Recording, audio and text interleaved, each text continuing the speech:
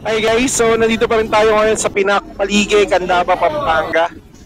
And syempre nagtitinda tayo dito pero deserve din naman natin magmerienda. And out of curiosity, tinikman natin, sinubukan natin itong Pani Puri. Ito yung sikat na Indian street food.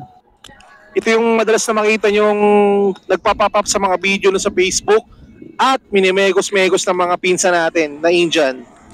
Hindi pala to dapat ni small guys kasi pagkain na to grabe sumasabog sa bibig. This is a must try. Grabe, so Kakaiba yung anghang, spices yung yan. lasa ng spices na binibigay nito pag ginuya mo na. And I can say that this street food from India is really a must try. Friday hanggang Sunday guys, pwede nyo siyang ma-enjoy dito sa Pinak Paligay, Candaba, Pampanga. At kung naghahanap kayo ng kape, syempre nandyan din ako to serve you.